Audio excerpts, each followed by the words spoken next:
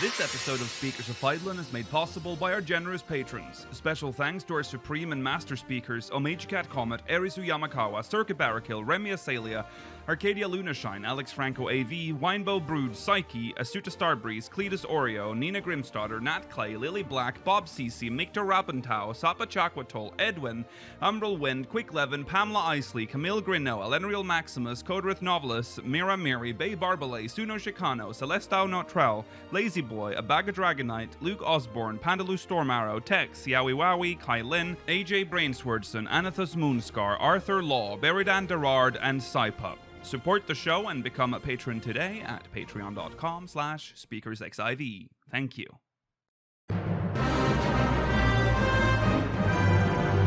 This is Speakers of Eidolon.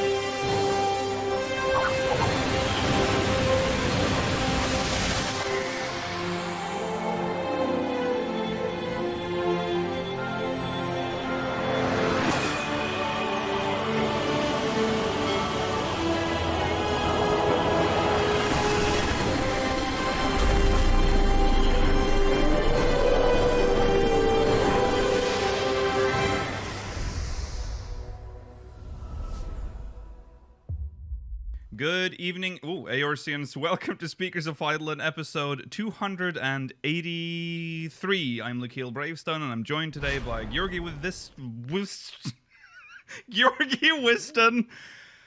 Mela Vanadar, and no one else. Welcome. Good job. Hello. Good job. It's January 22nd, 2022, and today's main topics is a great discussion, no less. We're going to discuss what's next for 14 after Endwalker, now that we kind of have more information. We'll talk about it in recent events. There's also the information that's come in over the past few weeks, so now we can start. Also, the stuff that was actually revealed at the end of Endwalker. So there's quite a lot that we can form a basis on now. We'll also review All Saints' Wake, because that happened. Late, but it happened. Very different. I would say it's probably... Well, I'll save that for when we review it. It was an interesting event. And also we'll be reading your MogMail, speakersxiv.com/MogMail. Stay tuned for the post-show. We'll be answering questions from the Syndicate. And that's it for the show. But we have some channel updates. If you were not aware, we are looking for new mods, or just one mod. We don't have any number. We may not look for any mods, but we are opening our mod gates a little. So if you want to apply for a speakers mod, you can go to speakersxiv.com/mods and apply there. Everything you need to know is on the website. What are they modding, Nikhil? That is our chats, Twitch, and our Discord. We don't really have a mod team for our YouTube because we don't really stream on YouTube, and channel comment moderation. I can deal with that. That's so far I'm on top of that. You sure you can't handle the handful of comments every week? It's a lot, but I can do it still. All right, that's it for introductions. I guess we can just jump straight into recent events.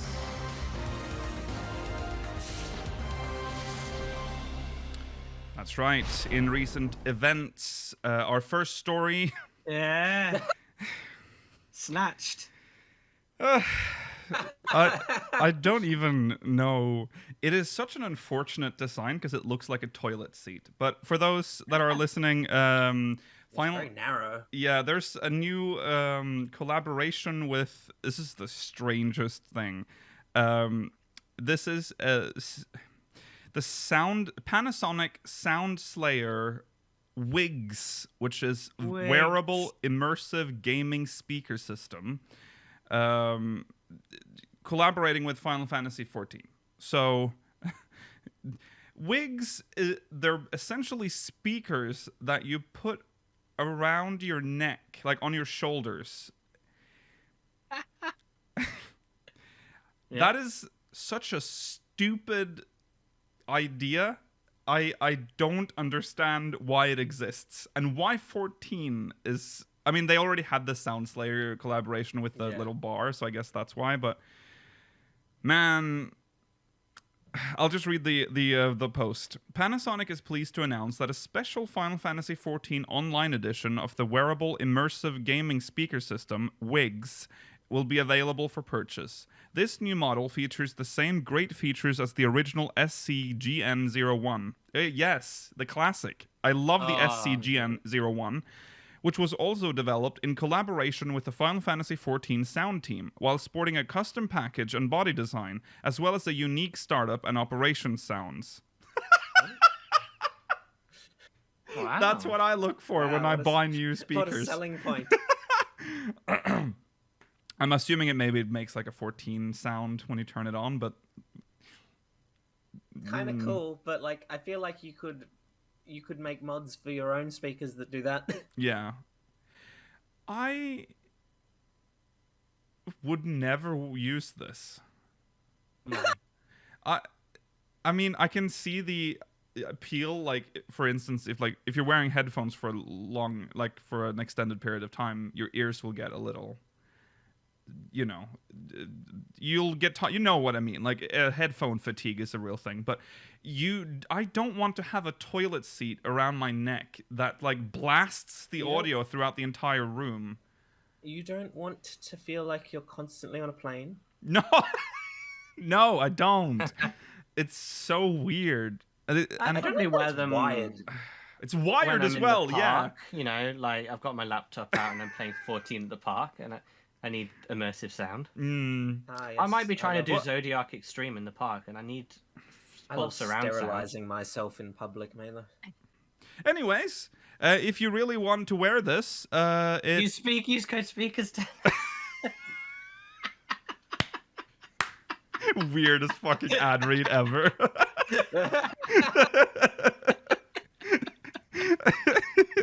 Oh, okay. The sale of this product will commence in February 2022, so you're probably gonna have to wait for pricing and all that. So That is vague. yes, it is. All right, let's move on. All Saints Wake. 2022. It happened. We've done it. It was a journey. So spoilers for All Saints Wake 2022, obviously, if you still haven't done it. It's a very quick, it's not a long quest. It's like done in but it has only been out for 2 days. Yes. So some people may have. So that's why I'm telling you again, spoiler warning for All Saints Wake. Right. Yeah, story-wise, I guess we can start with that. It's a very sinister story at first. Like it is just overall. There's a clown. There's a clown that's gone around like asking people to come to their inviting them to their little house party, but they're like sworn to secrecy. It's Sinister Snout. Yes. Or what was the historical name of it? Like the Doomsday. The Doomsday Clown. The Doomsday Clown. Yeah. Something like that. Yeah. I wish it was the Doomsday Giggler. Well, you walked around. So you were the Adventurers Guild rep. That you meet. Remember that? Yeah, remember Adventurers Guild. Well, he wants you to go around. That's a clue. So bear that in mind for the later discussion. What? The Oh, Adventurers right. Guild is being referenced. It's being referenced. Yes, that's true. Well, it's referenced every All Saints Wake. That's true. Yeah. So he wants you to go around asking people about their encounter with this clown. They don't say clown though. Every single person refers to them as someone with a red nose, but in like different ways, in very prominent proboscis. Yeah. Eventually, you catch up. Eventually, they just introduce themselves in a bizarre fashion where they're literally talking to you, but you're like looking the wrong way. So don't know what that means. But then he's like there, and he's like, "Hey, I'm a fucking clown. Come." He essentially says, "Oh, come meet me under the bridge." That's like a fucking troll. So Yeah. the story is essentially this clown and his family, which we also meet, which is his wife and his child. They're killing people in their little They're lair. harvesting souls. Yeah. They're bringing along the Night of Devilry or whatever from the pumpkin-headed man was doing, and all the other void scent that come along during this event. Yes. So it's an addition to previous ones. Yeah. And they want... So the Adventurers Guild guys like, can you just go in there and just save some people? You're like, okay.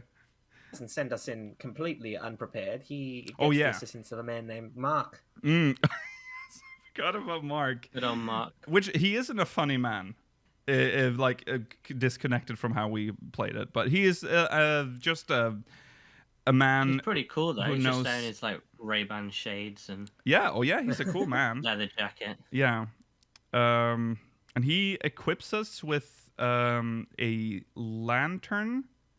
And some holy water, because the holy water is used to... Because we have that in our game now. Yes, we do. Yeah. So you use the holy water to free the spirits, or like help... Which is the opposite of what you'd think it is for. Yes.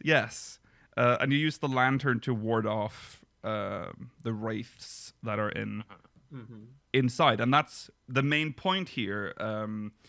There's a whole new instance this year. Yeah. A dungeon, a 4-man duty, which I think it requires 4-man. Yeah, it does. So if you don't have a pre-made, it'll just match you with people, which is nice. And you essentially do what he asks you to do: free the souls, and avoid the wraiths or destroy them, or kill them, whatever you do. There are 3 bosses, of course. There's the son, the mother, and the father, and the fights and the Holy Spirit. And the Holy Spirit. It's really fun. It's quite difficult a little bit. Yeah. I'm not saying it's hard, like isn't, you know what I mean? But for what it is, it's... The basic concept is you're running through the dungeon, dispelling ghosts with the lantern, and saving people by splashing holy water on them. Yes. Then the first boss is the child, who has you collect pumpkins while avoiding his bombs. Yes. Now, you can't use any actions in here other than the lantern and the holy water. So it has this annoying side effect of you're not being able to sprint, which I guess kind of adds to the difficulty, because a lot of the mechanics in the boss fights is just avoiding AoEs. And you can't, since you can't do anything, you can't heal yourself. So you can actually die here. And there's no health regen as well. Right. So the first fight is just the AoE dance, just throwing wraiths at you, and then in between there's people spawning that you need to free. Very simple fight, really, but it really adds, like, there's a lot of them. Like, if you kind of have to pay attention during this. There's also these little gift, like, pumpkins that you have to pick up, I think. That's the third fight, Lakil. Yeah, you're confusing them. Oh, sorry. Oh, yeah, was that the... People in the wraiths don't... Yeah. Oh, yeah, the wraiths are Yeah, not in the third fight. I'm sorry, I'm mixing them up. bombs. Yeah, the first one is just the pumpkin things and the AoEs. Yeah, they're bombs, right, yeah. In the second one, there's food. You have to eat food. Yeah. And then not die to the wraiths that spawn. Standard or exquisite. Yes. Exquisite takes a lot longer, so you have to make sure you're safe when you do that. Otherwise, a wraith might get you. Yeah, that one's fun as well. It's a bit weird. It's just eating food. Probably one of the only fights in the game where interacting with something has not annoyed me. Yeah. And then the final fight is, of course, the clown. What's his name? Papa Gruff. That's what it was. Yeah, that's the one where you have to free the spirits. Yes, and kill the wraiths. We have to free spirits and kill the wraiths, and there's quite a lot of wraiths in this one. And then he like does quarter of the arena AoEs that you have to also avoid. And that's cool though, because if you get hit by the big one, you get knocked out of your soul, and you have to do the... Oh yeah, it does the Hojo thing. Yeah, the Hojo thing. It's really good. Yes, in addition... Very good instance. Yeah, so you clear that, they go away. But you think they go away, but then when you talk to the Adventurers Guild man, you see them. They're just back doing their shit. They're still trying. Yeah. But then also in the shadows, weird. we can Yeah. see I don't remember his name, but the Pumpkin Man, just standing off in the distance. Is that a tease for next year? Like for the next All Saints Wake? No. It's very intriguing if this is going to be like a long like storyline. That would be very cool if they did that. It's been going on for a while with Yeah, that's true. I feel like all of the circus people. all of the well, at least All Saints Wake and the Christmas Starlight, they usually have a little bit of a oh, and let's not forget Easter. They all have like very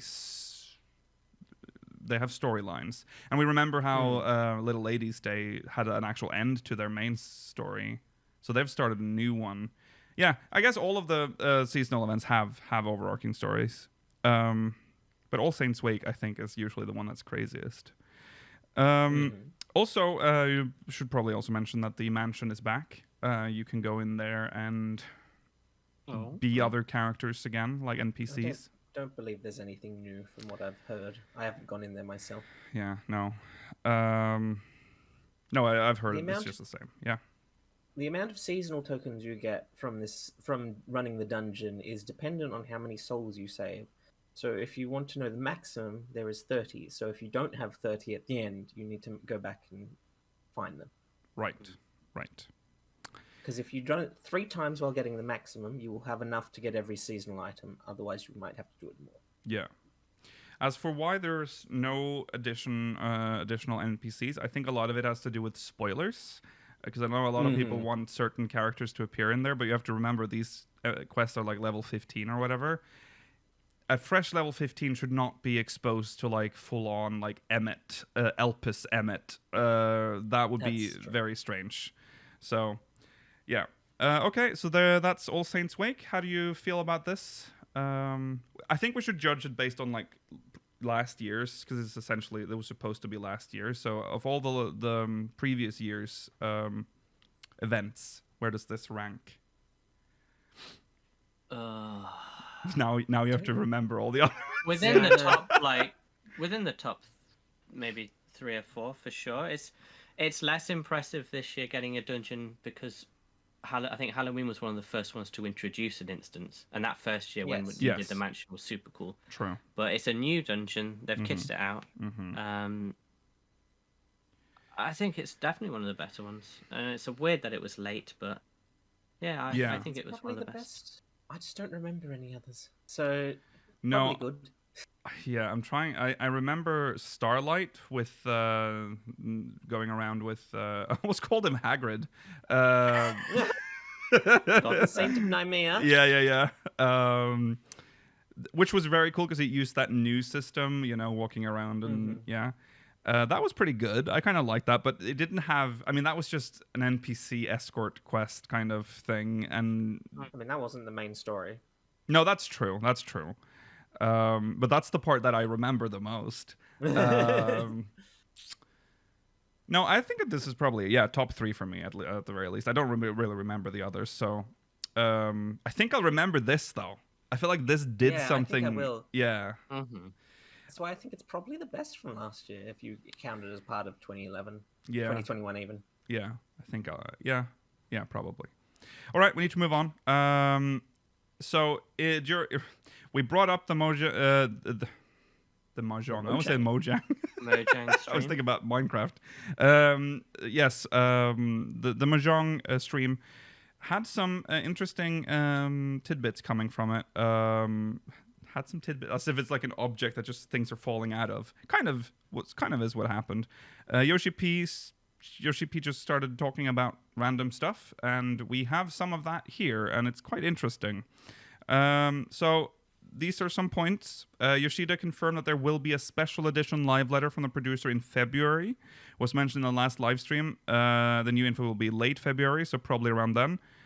So yeah, we already know that. But he says special edition live letter, which is intriguing.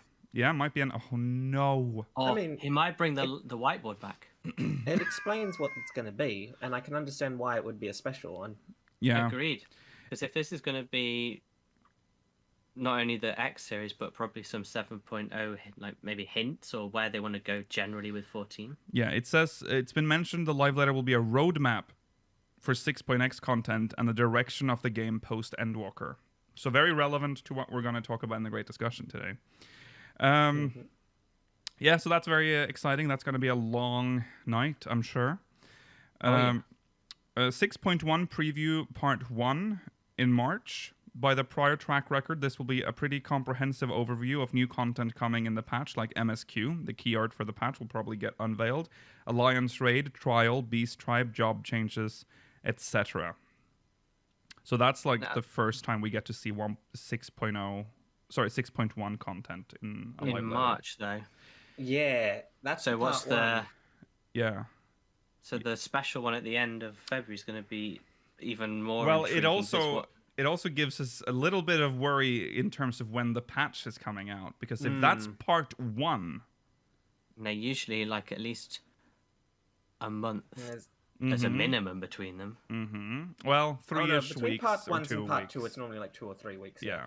But still, that probably means at the earliest, patch 6.1 is coming at the end of March, if not early to mid-April. Yeah. Yeah, probably April. That a lot of people who have come to 14 now is about to experience their first 14 drought, probably. This good luck, everyone. This is the hard time.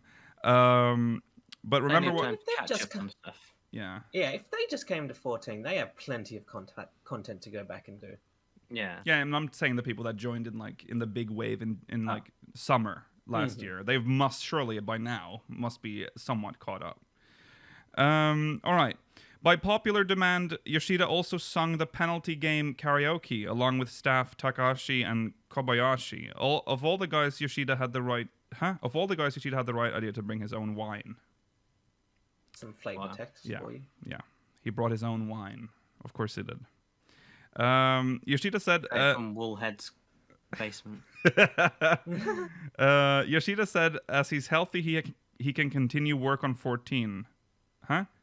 Yoshida said as he's healthy he can continue work on 14. There we go. Since he could have been unhealthy. Yes. Since he intends to keep working on it for 10 years from now and heading towards that, he's busy with quite a lot of stuff now, so much that he hasn't had time to do the new raids yet. I assume the current Savage ones. version? Savage. Yeah. But that's fine because you've got 3 months to do them. Yeah. He also says that he's been watching a lot of 14 streamers, including from overseas. So that's cool. Oh, we know that Yoshi-P watches Speakers of Ireland. Yeah, that's where he gets his best ideas absolutely. from. He'd like to proceed with the planning of some scale figures for the game. That's it. That's what the one in February is about. I knew it. I knew there would be a Play Arts Kai Emmett Selk $486 posable figurine with ball joints. Yes, the fucking ball joints. Yoshida mentions there will be interviews soon explaining interpretations of the story of Endwalker. There will be a rush of interviews starting Tuesday next week. Woo! Content. Yeah, so that'll be interesting. We'll hear a lot of I wonder what he'll talk about though, because he can't really talk about. He doesn't like to share stuff that he wants to save for like the live letter. If there's a big special in March, I mean, I think it's going to be like a retrospective of these interviews. It's going to be like what he about like Endwalker in general. Yeah. What he really meant by platinum. Hopefully. He seemed surprised the Loperates got as popular as they have, especially with JP fans. I don't think especially with JP. I think only with JP fans, because loads of people hate the Loperates. Yeah, I've seen that too. There's a lot of like pushback on the Loperates. There's a lot of anti-Loperate propaganda going around. Which is really weird because that makes them like ignore the fact that we've had Moogles in every Final Fantasy game and Chocobo. Like there are cutesy, because a lot of people just are like, I don't want these cutesy weird things around. Like, have you played this game? Have you played Final Fantasy? I think people are more upset about the fact that they're maybe directly Heideland's creations. That's true. And a lot of people are upset about the sort of levity after the first trial. Yes, I agree with chat. And people that are against Loperates are mistaken. They can be a bit much. I can see that, but I don't mind them. I mean, whatever. They're fine. They're on the moon anyway, so they're on the moon. Look at there's a spaceship in the moon. I mean, there's a lot of other weird things in this game. I don't see why Loperates. I feel like Loperates fit perfectly into 14 and Final Fantasy in general. Okay. And let's not forget they're actually from 4, so they're already like a traditional Final Fantasy creature. There are plans for a series of side stories for Endwalker, like for the prior expansions. That's so meaningless. Yeah, but it's good though. He could have said, "We're not doing any side stories." So we have stopped making side stories. His schedule is so packed that the next Yoshi-P stroll is hard to fit in until after spring. So after spring. That's not until June. That's right. That's right. How will I survive? And patch 6.08 job adjustments are only numerical. Major fixes will come in 6.1. I think I read somewhere that Dragoon is confirmed to be one of the jobs that are getting adjusted. I saw Dragoon and I saw Paladin. Yes, Paladin as well. Yeah. So they talked about increasing numbers for some like Black Mage as well. Just to make them more aligned with Reaper. And it kind of that makes sense with what they said about Reaper. They didn't want to nerf Reaper. They just wanted to bring all the other classes up to them, to Reaper's level. So it makes sense. Yeah, so that's what we got from the Mahjong stream. Yeah, no news on Notch, but... He's still in his empty mansion with his giant gumball machine. All his M&Ms. Oh, M&Ms, that's what it was, yeah. Stale candy. His stale candy. All right. Yeah, no Island Sanctuary has been mentioned yet, which I'm still worried about that. I feel like that's going to be the eureka of this expansion. I don't think we'll hear about that till March. Right. I don't think we will either. And think how exciting that will be. And when we hear about it, it won't have a release window. It'll be like 6 point... I don't know if they'll even say 1x. They might, but they did that with Eureka. Or, sorry, Diadem, sorry. No, was it Eureka? No, it was Eureka. That was just constantly delayed. Eureka. Yeah. Okay, so there you go. Hopefully we'll hear more about Island Sanctuary in March. There's an upcoming maintenance on January 25th. That is for patch 6.08 and to open the new Oceanian data center. Either's fine. We will be performing maintenance on all worlds at the time below, during which Final Fantasy XIV will be unavailable. We apologize for any inconvenience this may cause, and we thank you for your understanding. So that's all the worlds going down on January 25th. They've done it. Excuse me. There are also patch changes. Yes, that's true. Oh, yeah. 6.08. You're safe this time. That's from 4 a.m. till 10 a.m. GMT, so probably not going to affect most people in Europe. My 4 a.m. play session. For Central Europe, that's just plus 1 hour, so 5 a.m. to 11 a.m. On January 25th is what day is that? That's a Tuesday. That is a Tuesday, so it's just a normal patch day. Tuesday. Yes. So there you go. That's going to be exciting. Having a new data center is always fun. So can that be a new one on the data center screen when you open that up? That's true. I wonder. Oh, yes, how often I open the data. Every time I open that. But there's also. I have to open it up almost every time I play the game. Thank you very much. It's true. That is fair. I wonder. We're not going to feel any of that. Because I don't think a lot of Australians are playing on the European data centers. No. But I think North America or Japan might see a bit of an exodus. The so it's weird because at least as of right now, or at least when I first started playing 14, Australians were funneled through the European online store in terms of payment. So maybe there are some that are playing in Europe, but I do think it will more likely affect North America and Japan. Yeah. You had sort of the choice between a language or slightly better ping. Yes. Anyone who went for Europe went for the wrong choices. Yes. I'm here because I have to. You have to be, yeah. But you get awful ping, I imagine. Yes. Okay, so that's recent events. Let's read some MogMail before we move on.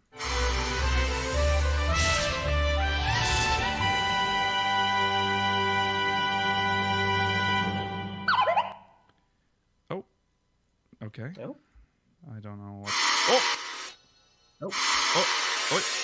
Okay. Whoa. Oh, it's loading from the wrong source. Okay. All right. Well, there's from a hard drive. Yeah, from a different it had to country. spin up. It had to spin up. Given with the plan, this is from Naha Rick from Brynhilder. Given with the planned server upgrades in 14 and general updates of the game, my speculation is that 14 for the foreseeable future will be the last MMO Final Fantasy based game Square Enix will produce. My theory is that the game will be going the WoW path with the never-ending game, which makes sense in that you don't have the issue of worrying about a current player base adopting a new game, starting off with less content than what is available now. Basically, adoption rate worries. I think that we will find out if this is the case when more information about 7.0 and beyond starts to roll out. What are the speakers' thoughts on possible scenarios of 14's future? My personal thought on one consequence, that PC development takes precedence. Huh? My thought on one consequence, if this... Of this. Is maybe? that. There we go. PC development takes precedence over console development, which, with current architectures, makes it a moot point. I don't know. Yeah. Possible scenarios of 14's future. I think as well that this might be... Well, maybe not. It's too final to say that it's the last Final Fantasy MMO, but it is... I don't think so. I don't think so, but so. I think the next Final Fantasy MMO is extremely far away. I don't think we are going to see that in at least another 10 years. Maybe 5. It depends. They have already said that they want 10 more years for 14. There's no way they're going to boot up another Final Fantasy while Final Fantasy 14 is doing as good as it is. I think they might. If 14 becomes eternal, it needs an engine upgrade. Yes. Mm-hmm. I can definitely see them making a new MMO in like 6 or 7 years before the 10-year mark. Yeah. That to me would be a very weird move. Depending on whether or not they update the engine. But I think that's going to happen. I think they're going to by then we'll be on like 9.0 or something. Mm-hmm. If World of Warcraft never got a successor. No, and look at it. That's a good point. Well, they fucked it up a decade themselves. ago. Yeah, that's true. Think about how this game has gone from strength to strength to strength. With all the best will in the world, I don't think it can keep that up forever. Eventually, we'll get an expansion that will be like, oh, that one wasn't quite up there, and then people will start tailing off, and then they'll think, right, maybe we need to get some development into something brand new and fresh. Mm-hmm. You know. Yes. A bright new game, a whole new world, because Realm Reborn was like this fresh experience, and there's something special about the first few days in a new MMO. And you want to be one of those early adopters. Now that they've got 10 million players playing 14, not all of them got that experience. So I think there's definitely you're talking about that, but I understand that, but you have to remember it's expensive. It's a gamble. It is 14 would probably not have been as big as it is now if it didn't have the story that it had, like the backstory of it, like being a reborn MMO that turned out to be pretty good. If it was just a pretty good MMO at the time that came out, it would just be an MMO. It'll be like Elder Scrolls Online. Not to hate on Elder Scrolls Online, but you know what I mean. It's just an MMO that exists. It's a fine MMO. It's decent. It's doing pretty okay, I think, but you know. No, you're right. This game has like a very lucky story. Yeah. So for them to make a new MMO is a huge investment and a big risk. It can flop completely, and they can't just do another 14 again. I don't think people will respond to it the same way. I don't think I can invest necessarily in that. No. I would want a completely different setting if they made another 14. Oh, yeah, same. Another Final Fantasy MMO, because as much as 11 and 14 are both like good in their own unique ways. The setting is kind of similar. Yes. It would need to be something quite new, and maybe pull away a little bit from the theme park. Yes. Yeah, I think the next one shouldn't be as much of a theme park as well. I agree with that. I agree. Yeah, 14 can be the theme park MMO, and do something else for the next one. Yeah. So that's that. Thank you. Well, let's see here. Naha Rick, thank you for your MogMail. Next MogMail, please. This is from Senmei Kaizuri from Lich. Hello, speakers. Now that I've completed Endwalker MSQ and I'm leveling multiple jobs, I have learned that there are no job quests post 80. Post 80. I do agree that the warrior. Oh yeah, right. I do agree that the Warrior of Light has become so powerful now that it wouldn't really be necessary / suitable for the game's storyline to be continued. I do hope they intended to implement a new storyline, as I do find the job quests quite interesting.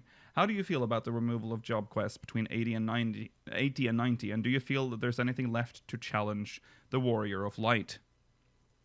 I think we've made our feelings clear on Yeah. this before. I certainly don't like it. I like job quests.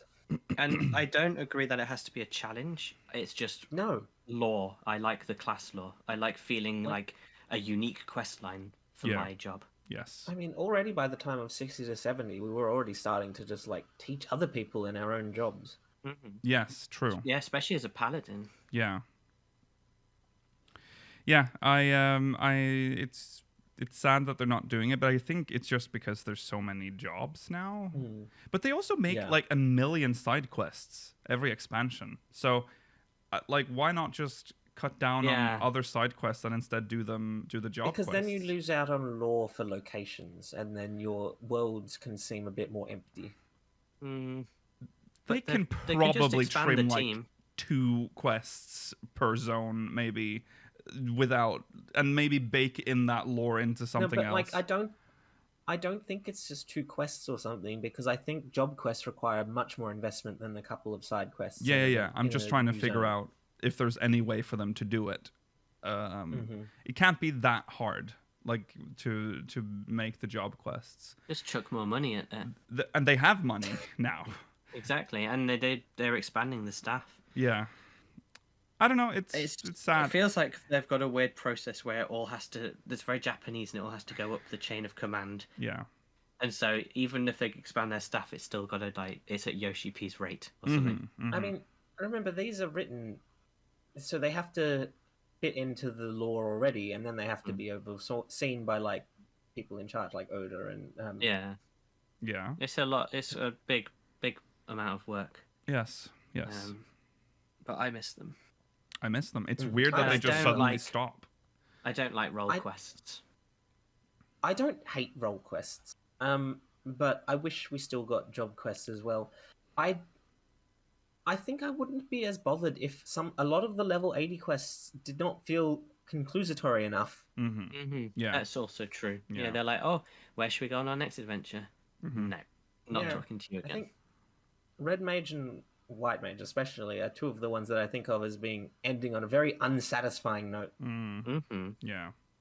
The role quests, to me, I think they're good, but they don't replace the job quests for me. Like, that's a neat little lore adventure, but it doesn't touch on your job at all, obviously, because it's meant to cover all the roles. Role quests are very awkward as well. It's like, why do I need a ranged person for this role? Sometimes they don't fit as well as like the tank ones. I get it, right. But, I think the Black Mage 80 quest was like, you can keep studying black magic for the little gnome woman. Yeah. And that was it. Goodbye. Yeah. I don't know. It sucks. Yeah. I missed job quests. Bring them back. Yeah. I liked the level 80 Black Mage quest because it was about like getting black magic like acceptable and like legal in Uldar society again. Yeah. Yeah. But it felt like that was the beginning of more research into it that you'd be able to participate in. Yeah. Oh well, it is no more. We are sad and it doesn't sound like we are ever going to get it back either by recent comments about it. So that's sad, but hey, that's how it is. Thank you for sending in MogMail, speakersxiv.com/MogMail. We'll be reading more next week. Now, it is time for the main story. It's time for the great discussion.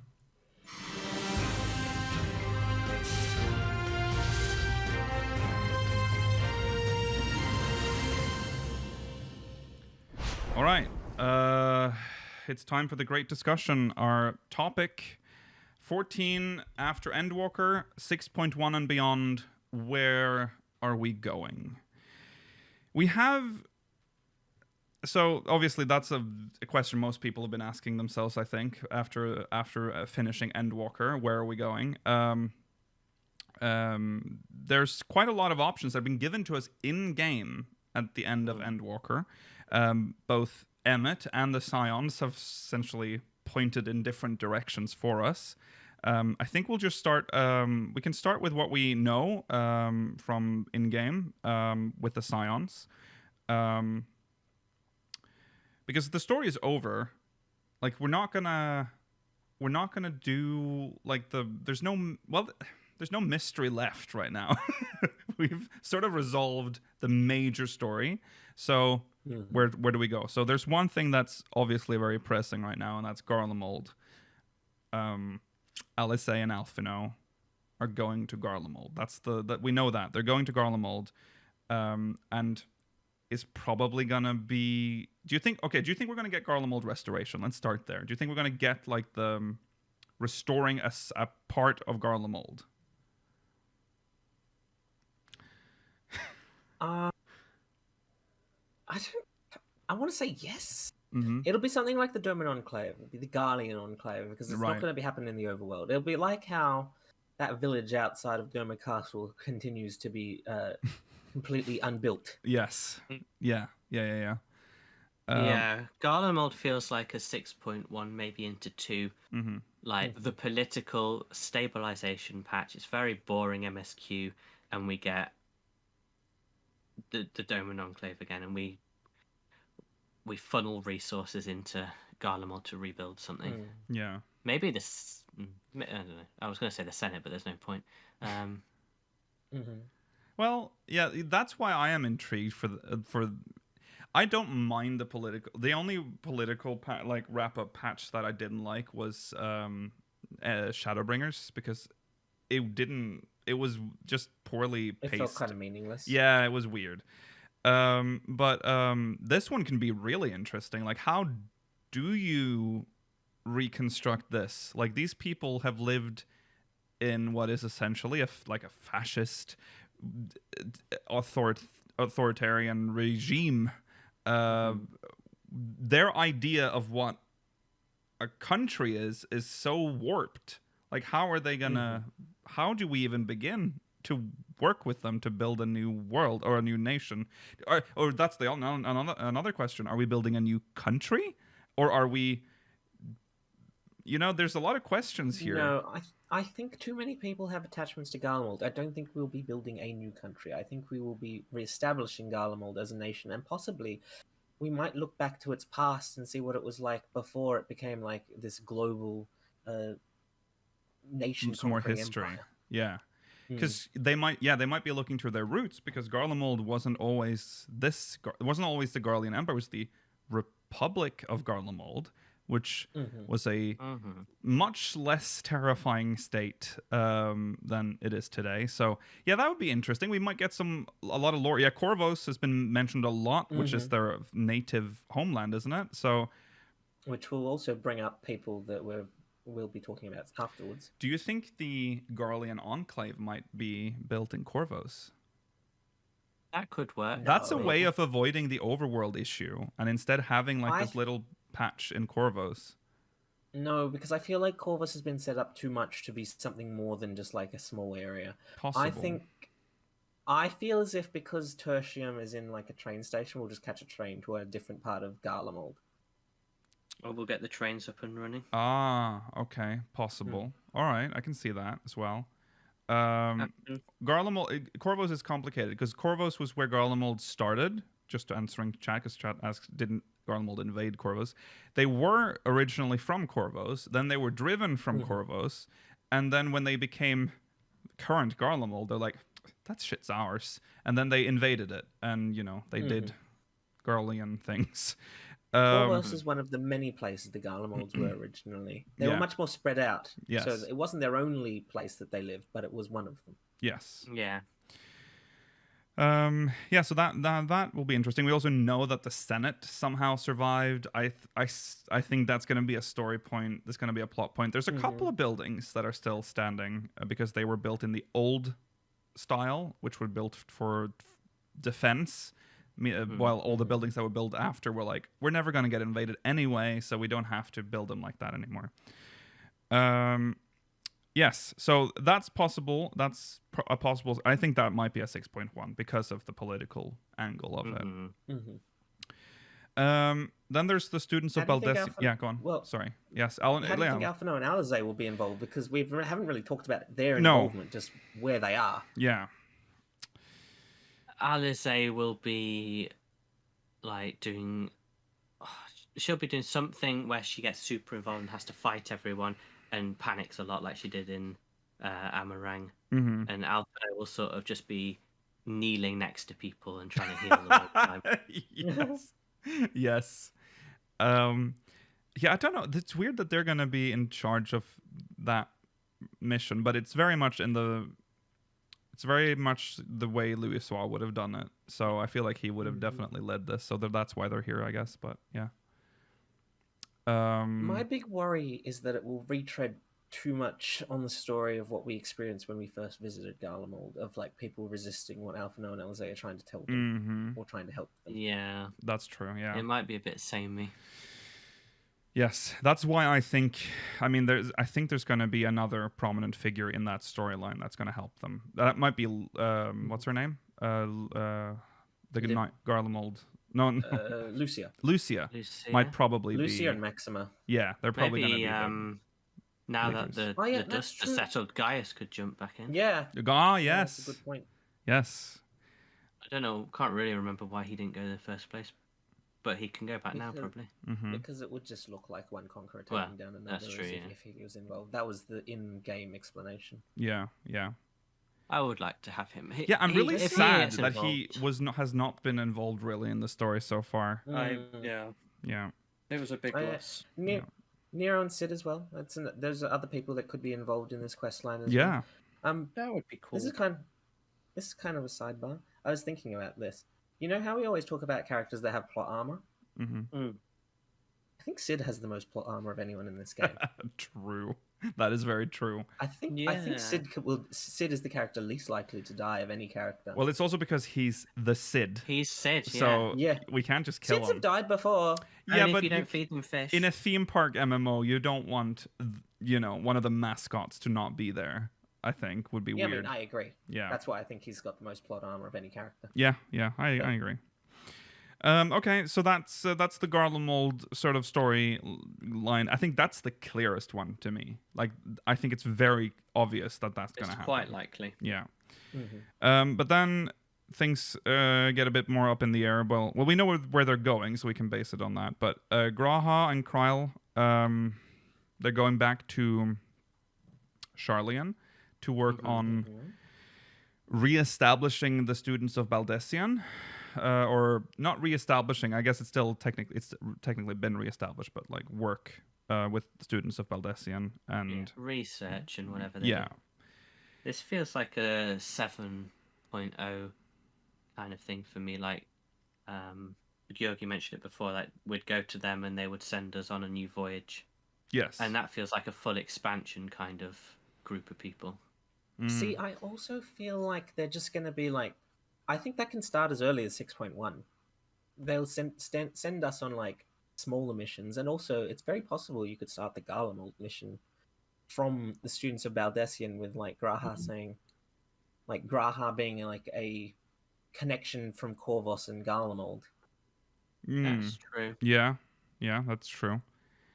And maybe you can investigate the Allegan stuff in the Tower of Babel.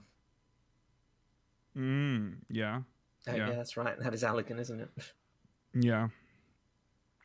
I don't know what else to build on that. I feel like they're one of the more very open because Graha and Kryl is like a hub group of people where they'll send us into other areas. I don't think Kryl will be super involved, unfortunately. That's interesting because Yoshi-P has said that Kryl is going to have an increased prominence in a bunch of recent things he said publicly. Yeah, I believe he has. I think, and other people have theorized this before me, I think to make up for the fact that like Kryl says she wants to get stronger, I think she will be the next character to become the new caster. Ooh. Okay. Yeah. All right. That would be okay. Another character abandoning white magic. Yeah, I don't blame them. She could be one of the jewel kind of ones. Yeah. Okay. So that's where Graha and Kryl is. Estinian. He's traveling back to Thavnir. To work with Vritra, most likely. Or I don't know if he said it or if it was implied. He said Vritra says that Vritra has some mission for him, but he hasn't specified what it is yet. And at the moment, if you go talk to him, he just says he's getting free room and board, which he's not complaining about. Right. Okay. Yeah. So that. So a mission like that doesn't help us much. I think he's a dead end. I don't think Estinian is going to be part of any like. I think this is one of those maybe in a story that Yoshi-P, you know, one of the side story things they do about what he does with Vritra, and then Estinian will rejoin us later on. I feel as if chat's bringing this up. I feel as if this is a potential lead for maybe 7.0, with Vritra asking him to track down Asdaya. Yes. That's a potential. I think so. I mean, if anyone's going to find them, I suppose it would be Vritra. Yeah. We could get Racevelger involved. Yeah. I mean, that's... I think he's up to it. I don't know what he's doing these days. I don't know. That would be interesting. They'll probably touch on that in that storyline. But yeah, that sounds like that's further away. That's not something we're going to deal with in a Endwalker patch, probably. It could very well be even further beyond 7.0. Or it could be a setup for just, like you said, that it is a dead end. Like he's going there on some mission, and then in one patch, he's a side quest or some unlockable for some dungeon, or it might not be anything. It might just be nothing. But I hope it is the latter, that it is our way into Mericidia for 7.0. If that's where we're going in 7.0. Be weird if we didn't, but... Okay. Urianger and Thancred, on the other hand, they're just sort of out and about right now. They're not really... They have no plot. No. I don't know where they're going. I don't know what to do with them. They're just currently two bros. Well, that makes me a little excited, because that means that they can do anything. Anything. Yeah. Yes. So, I mean, Urianger might be like, Gelmora. See, and then there we go.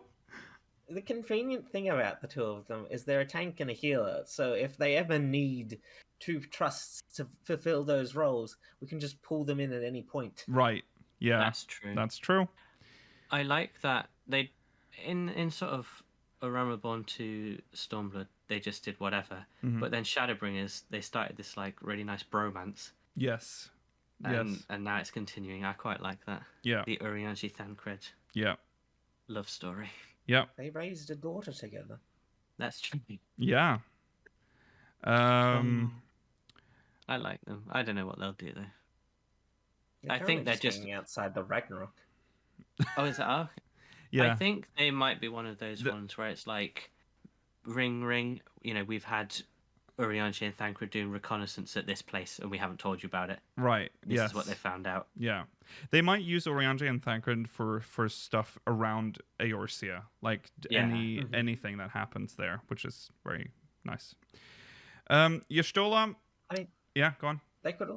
We could also use them as an entryway into the 24-man raid series. I mean, they were the entryway into the 8-man raid series last expansion. Right. True. That's true. Yeah. They kind of seem like they're going to be the Eorzea-centric duo because everyone else is sort of away from Eorzea. Yeah. Well, except for Y'shtola, who we don't really know much. We only know that she's going to Matoya's cave to get a book. And that's that. I hope. Oh God, it wouldn't.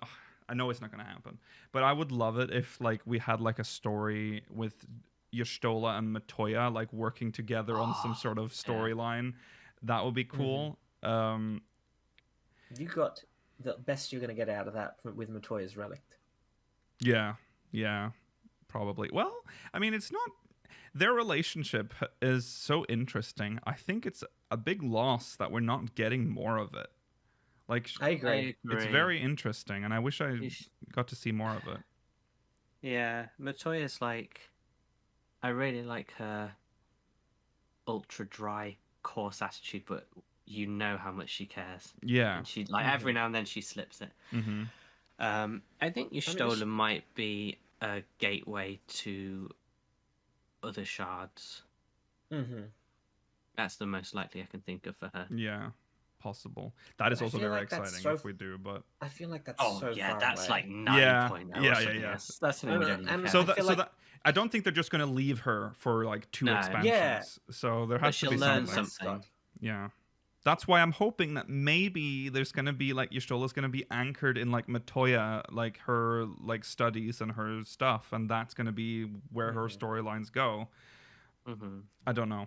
There's a lot like there's so much. There's so much they can do with that. We don't see enough of Matoya in this game, even though she's a very I think most of the community likes Matoya a lot. So it's weird that she's not very unique model. Yeah. So that's the Scions. That's the main boys. I mean, there's like Hori Boulder's brother and the Big H woman in Gridania, and a few others wandered off into like Coultonay and whatever. Yeah. I don't think these people are going to be entry points into any new stories at this point. I would love it if Hori Boulder became like a prominent character.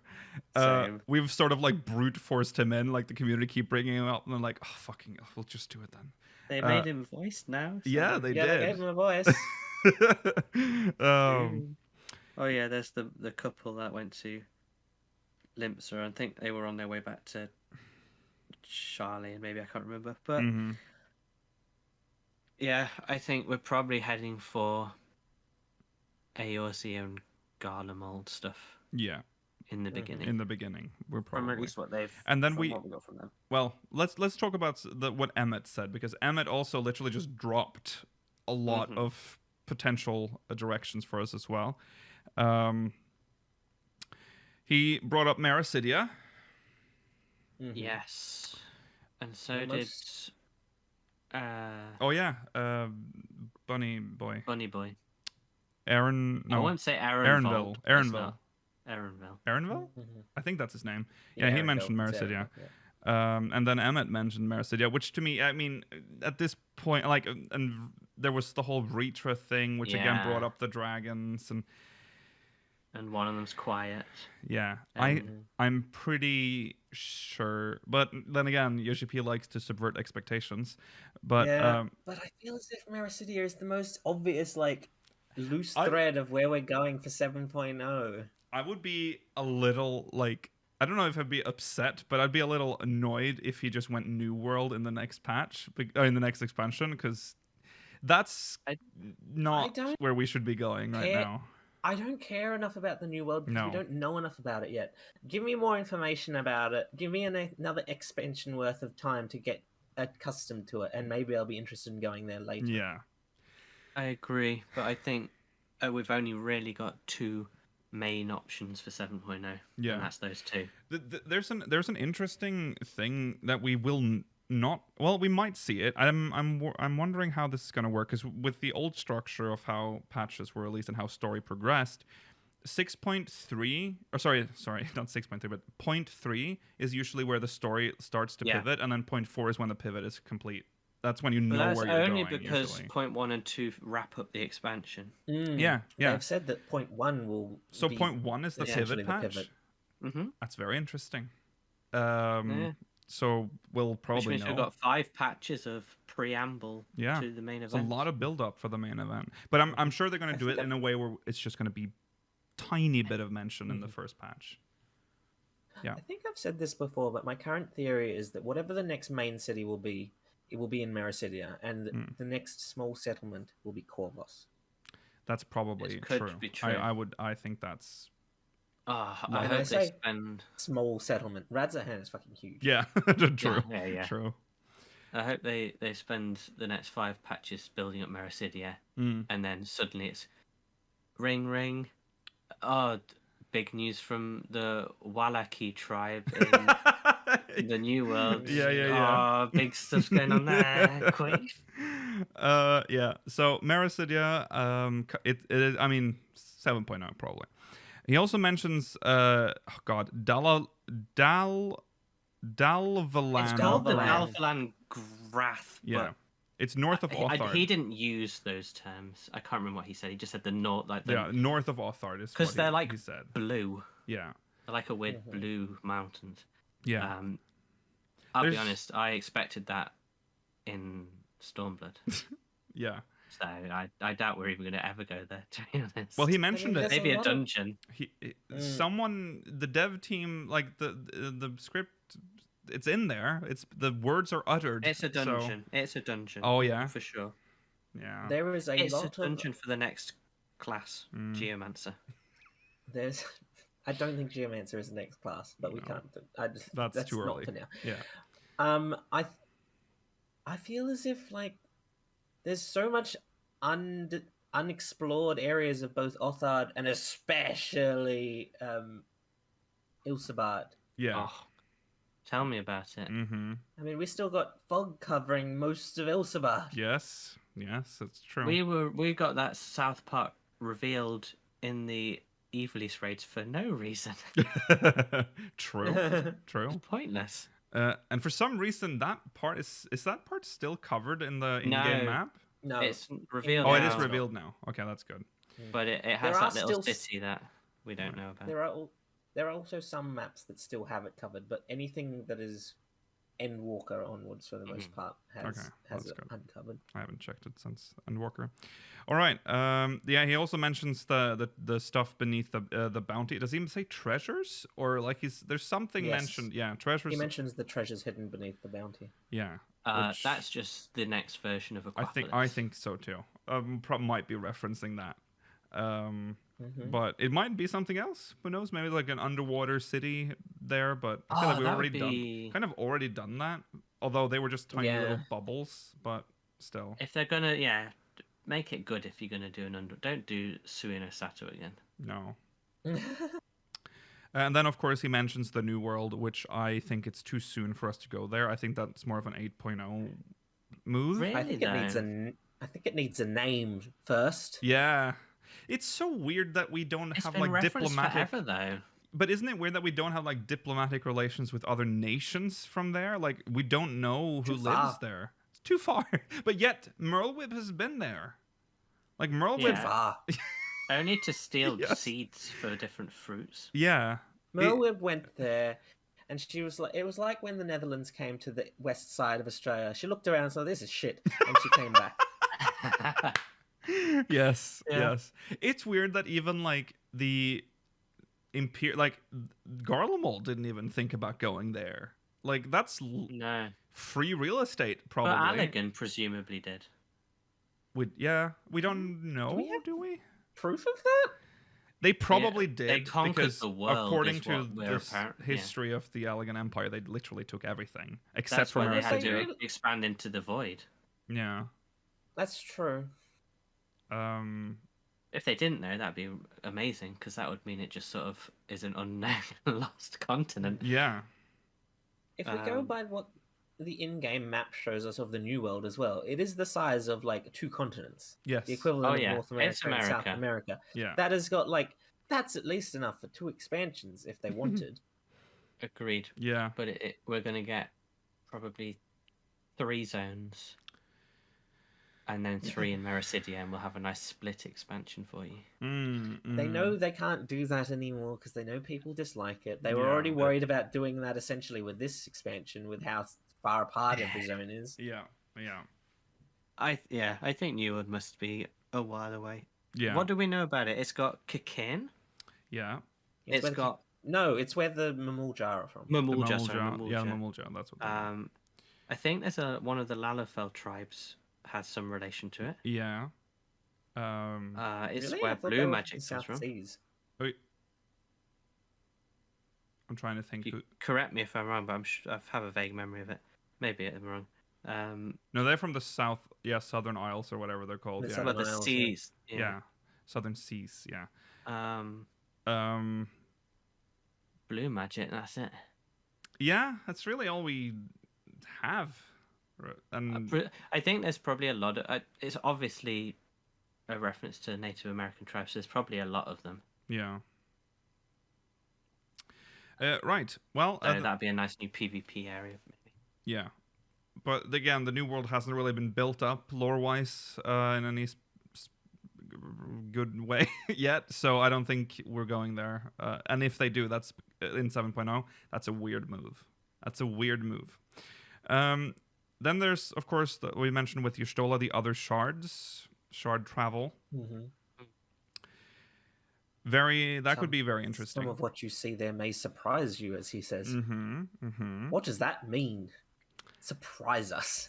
I hope it's not just like you go into one shard and it's Balam Garden. You know what I mean? Like, I don't want it to be just traveling to the other Final Fantasy worlds, because that would be so funny. But no. I'm gonna say something very cursed right now. Oh no! Imagine an expansion where every zone is a different shard. Oh. And that's all you get of them. Oh. No. Screw you, Yogi. That's horrible. And the final zone, well, maybe this will make it up to you. Well, it won't make it up to you, but it might be more exciting. The final zone is the void. Oh. But it's also a dungeon. I would love just an expansion about the void, to be honest, like the 13th world, but it's the only one that's interesting. Yeah. I think that's interesting, but I don't think there's like nothing friendly there. There'd be like no settlements. No, that's true. That's the biggest issue. Well, you know how they are. They can retcon things, like slightly be like, oh, there are a few enclaves within there that survived or something. But yeah, they do. Remember, we can't ignore it either, because the void has been brought up. The 13th specifically has been brought up a lot. Yeah. I don't know. I feel as if it's content for like a raid series or a trial series, or even like a zone to itself, or maybe, it could be the new Eureka. But I don't see it as like fuel for a whole expansion. I don't think the void could be a whole expansion on its own, because that would mean that there's a lot more than just a single enclave or something. But it could be part of the shard expansion, with the void being the primary reason for the travel, to try to, I don't know, figure out what happened. The shards is that they're all Eorzea in different ways. Hydaelyn. Well, or depending on where we land on them. Yeah, depends how much has been destroyed already. But oh yeah, right. Because we only have the other shards. Yeah, we only have one example of that. Yeah, I think only the first has been particularly destroyed. None of the others were at risk of a calamity. Just I really liked the first reimagining the lore, but I don't know if I can deal with 5 more versions. I agree with that. I don't like that there's like multiple worlds with different lore but the same things. Do you know what I mean? Like we have the like full history, like the same amount of times passed, pretty much. Yeah. They had their own Allegan Empire. Yeah. Yeah. The Ronkans. Yeah. I don't know. Remember that time is not stable between them. We might land on a shard in the equivalent of their Allegan Empire. Yeah, that's true. That's or true. even like their first settling of people, like prehistory. That also sort of touches on another thing that we've brought up a lot of times, and that's like a time travel, like going back expansion to go like on our planet. I'd rather go back on. In our that planet. way, we can expand our own lore without having to like deal with a new world with its own set of rules. We can instead explore the lore that we have in our already established world. That would be, I think that would be interesting, but I know that that's a really difficult thing to do without like, people have tried that in MMOs before and it's been not that successful. So I think I don't know, they might not do that. And then of course, could they make a whole expansion, not necessarily set in the void, but where the goal is to return the void to a proper shard? Yeah, that's what I mentioned earlier, that's like the reason we would go there, to like figure out what happened, maybe fix it somehow. But what would that do for us? Like, what is the point? I don't know what the purpose of it would be, other than Doreen back. Sorry, send Gaia Well, back. Oh, I mean, yeah. Gaia's from there, and also There's a lot Gaia's of refugees from the void, so I guess maybe to help them. And if there are other people there, it's horrible that they have to live in there. Yeah, okay, I can see that. They're fine. They're fine. Okay, so the last thing is, of course, the 12, which we already know what he's alluding to here. That is the upcoming raid, the 24-man. I don't know if it means anything else, but he did say you don't know who, like, you don't know who they are, your precious 12. We're going to finally find out who they are. Yeah. Spoilers. Which I was really... Definitely ancients. I was a little... Oh, yes. Yes. I was very... I wasn't very, but I was a little surprised that it wasn't even, like, mentioned in the MSQ. Like, there was not even, like, a sliver of, like, oh, that might be, That's one true. of the 12. It was weird. They're like nobodies apparently in the story that we have followed. They don't play any part in what we've seen so far of the story of the ancients. So that's interesting. And I don't know, since they weren't like part of the greater story, it's weird that they became the most prominent people in our world. Like these seemingly random people. So that intrigues me. I mean, in the Hades fight, Emmett Silk specifically refers to like our strength as that of the warden, or like I'm pretty sure there was a capitalized usage of the term warden. Do you think it is possible that Azem is interesting because he can be in both the 8-man and the 24-man raid at this point? True. Yeah. Yeah, because that's more likely in the 12 storyline, I would guess. I mean, Azem is the one that sent Child to Pandemonium. Couldn't remember his That name. is true, but if they were going to show it as I'm sure they would have done it in the MSQ. Yeah. I think it's just going to be this invisible character for like we'll never meet the like original Azem, I don't think. I mean, ancients can transform themselves. They don't have to. He doesn't have to appear to us as like a human. I don't know if the spaghetti. Yeah, I guess if they're like this is just one form, then yeah. One thing that I've been thinking about the 12, which is interesting, which is something we've discussed before, and which now kind of makes sense to me, is that remember the Elysian? They claim that they were the first people, and if you look at the ancients, they're kind of Elysian-like. And I just remember that, like, of course, that makes sense now because the 12 are probably all Elysian-like in appearance. If you play as either a Hyur or an Elysian, those are the races that they will make note of you being least different from themselves when you're in Elpis. Yes. So yeah, I don't know. It also makes this whole like the whole creation myth very interesting because when we didn't know anything, we were like, oh, well, it's a myth. It's written by scholars who have just sort of made like guesswork. I mean, who wrote this? Now this might actually have been written by people who have either it might be from the ancients or I mean, are they still around?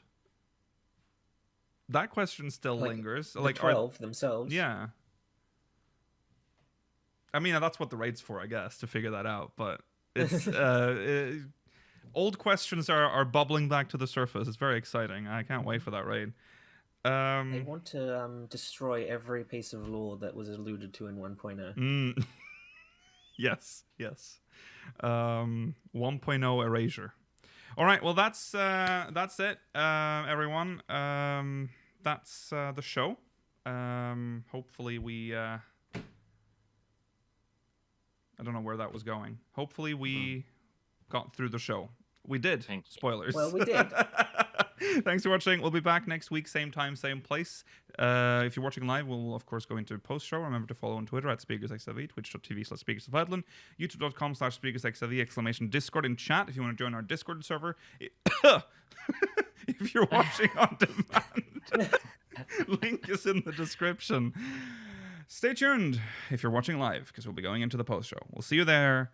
Goodbye. Bye.